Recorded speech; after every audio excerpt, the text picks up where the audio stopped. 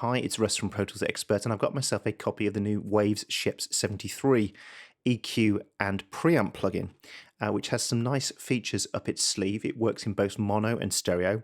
Now, some cool videos on the Waves site. There's a video about the backstory where Andrew Scheps talking about what it's created from, and the backstory to the Neve channel that he's talking about.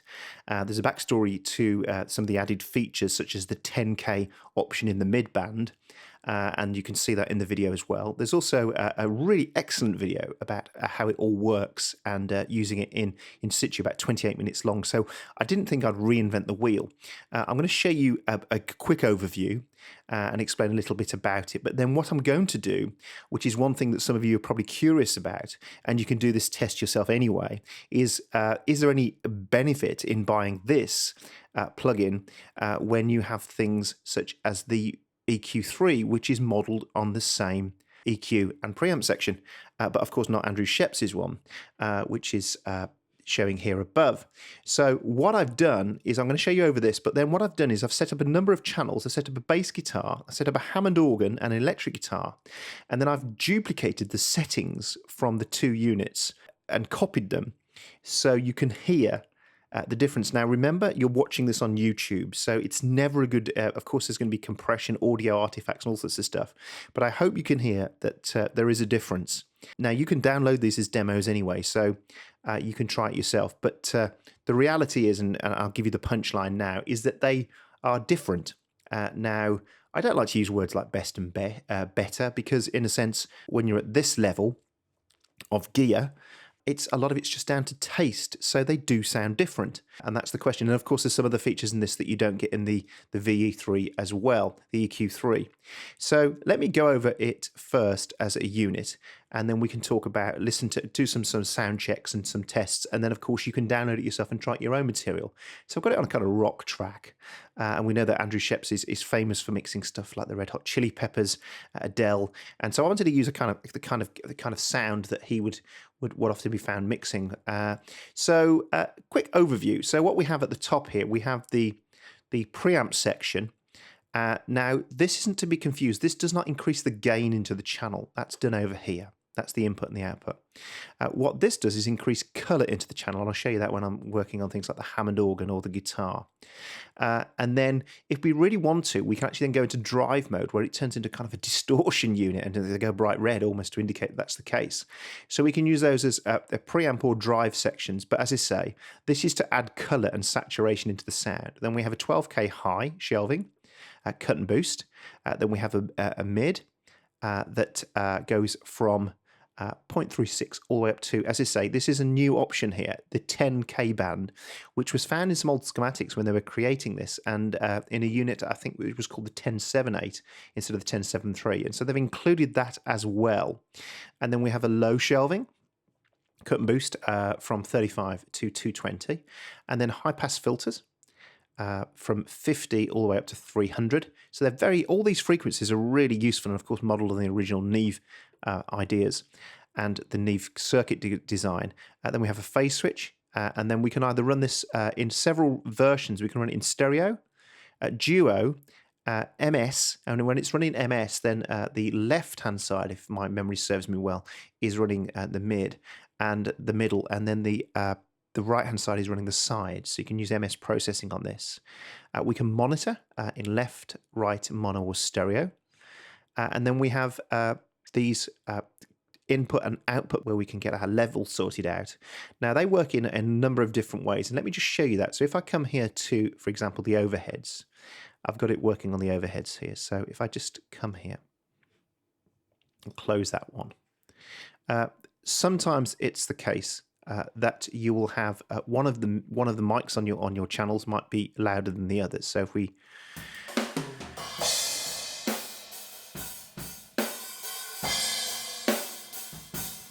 what we can do, if we run it in duo mode, we can balance it. And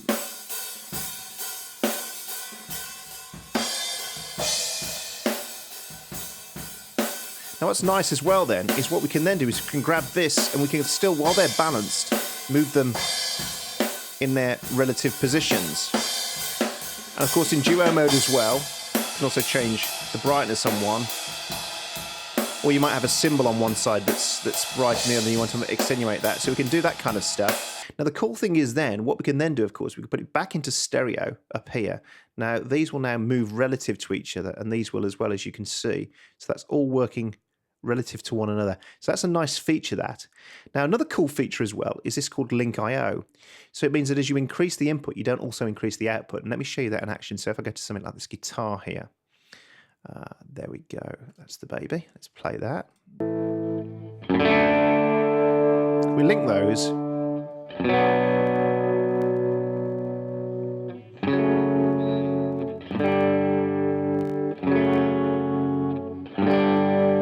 We can turn that off and just have it so it.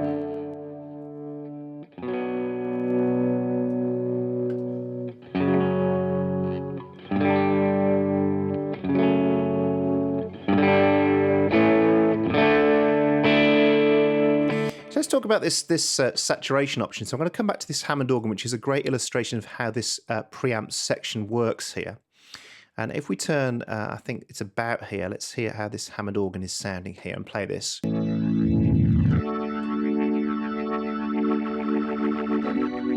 you hear that break up there?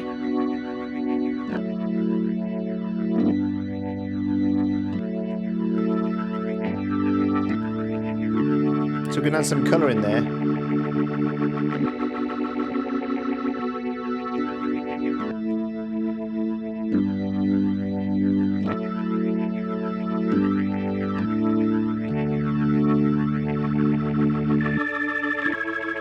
You can hear it there on the top end a lot.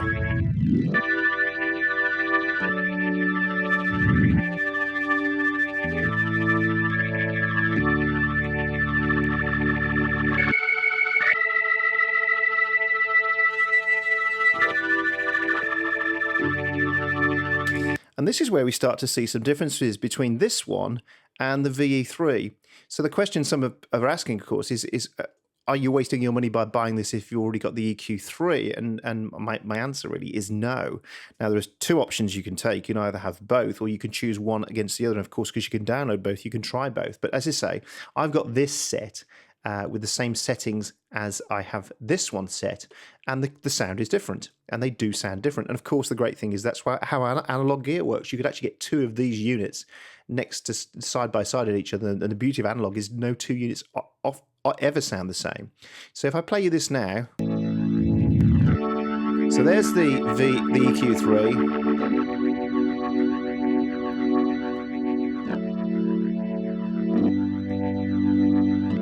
Just turn that gain up a bit more. You can hear the break up there. And the colour's different, the tone's different. I'll shut up and just do it for a second.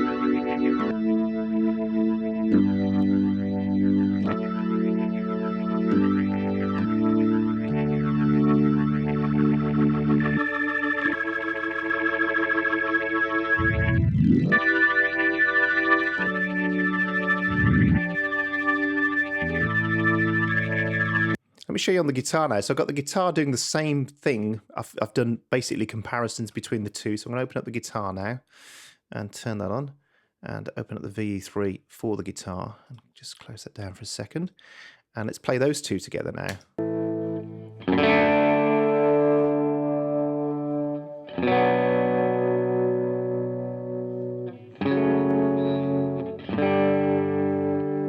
Again, we can preamp this one.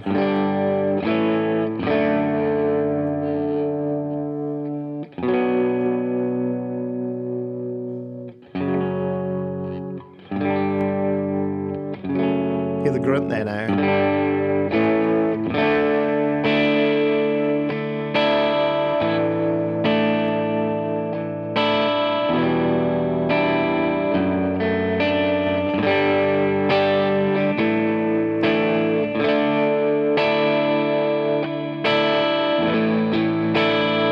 So let me show you that now at the other end of the spectrum on a bass guitar. So I've done the same for the bass guitar. So I've got the SC73, the Scheps 73 here on a bass guitar, and then I've got the VE3 as well.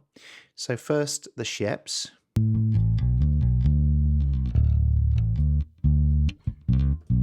That's a bypass of it, actually, out of interest.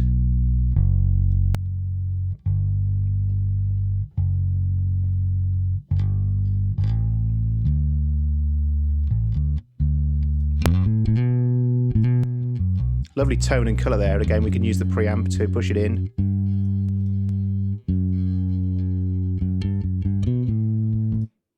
So let's now show you with the EQ3, and just turn the mute off that.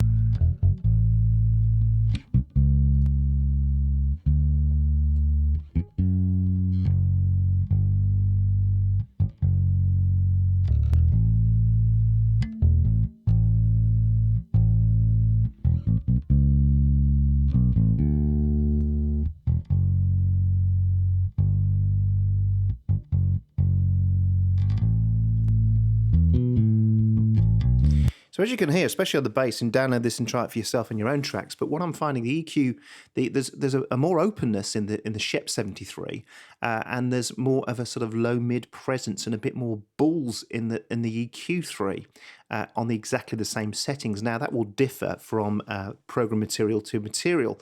Now of course you could use it on any material. It's perfect. You could even try it on the whole master bus. Of course with MS processing as well, it'd be ideal for mastering. So I think one of the big questions I ask myself these days when I'm looking at plugins and thinking about purchasing them is, will it give me anything that I don't already have? And the simple answer to that question with this plugin is yes. It's got a sound that I've not heard on any other versions of this. And that's the really big question. Does it bring a sound that I haven't already got? Now, you could probably get it from other plugins, but this has some really nice features. It has a nice sound and a nice character. And I'm tending to take that kind of analog approach these days with plugins such as the Abbey Road Brilliance pack and the Mag EQ4. And are they plugins that I can reach for again and again? If you've got the V3, it's a great plugin, but this may give you a sound that you're not able to get from that, a different sound. And that's my big sort of punchline on all of this. It brings a different sound. It brings some great features. 99 bucks. It's a great plugin. Well worth checking out. Download the demo and let me know in the comments what you think. Thanks for watching, and I'll see you again soon.